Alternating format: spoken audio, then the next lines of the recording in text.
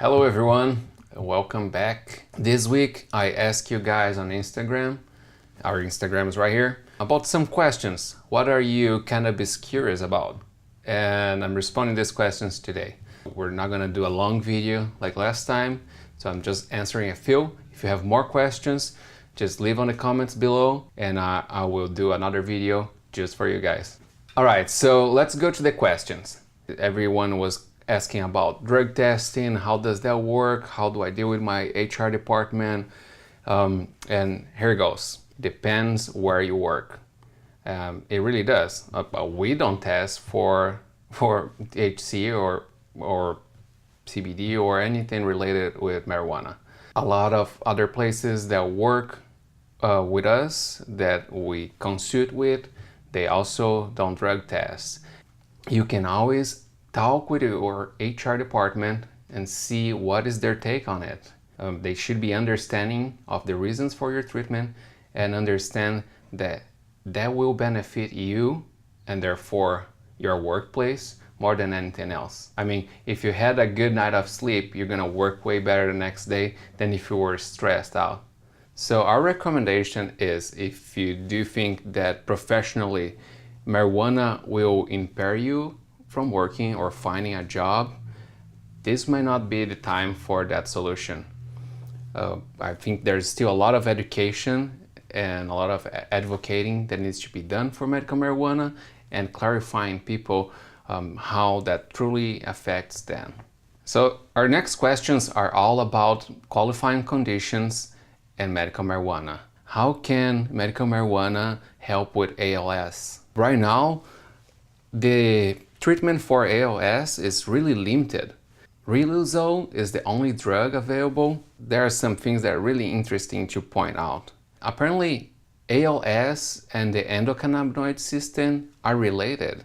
Only the 10% of the people who admitted being consuming cannabis on this research, they reveal moderate relief for several symptoms, including appetite loss, depression, pain, drooling.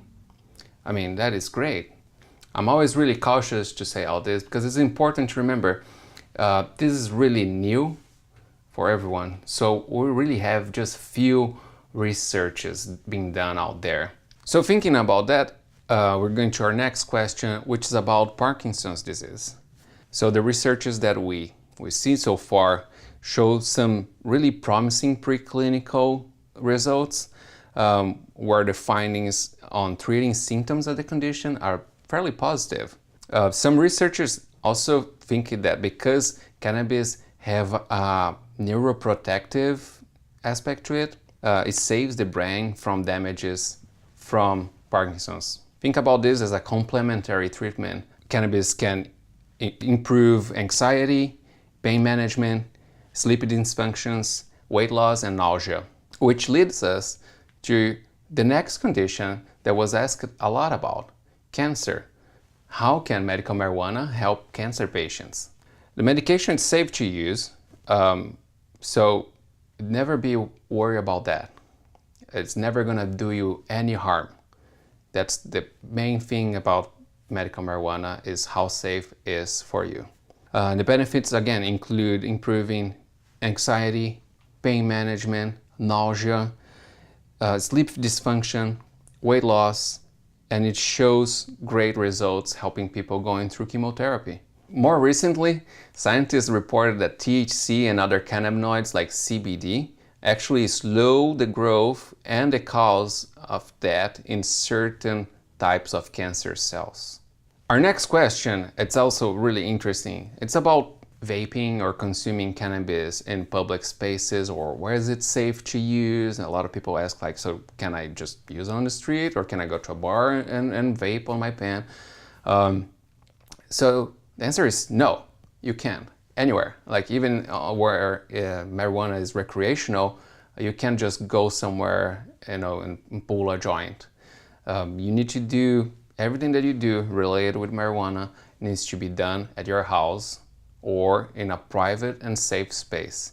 Actually, we highly recommend that whatever treatment you're going through that relates with medical marijuana, that you only consume this in an environment that is really suiting for the most efficient effects of the medicine.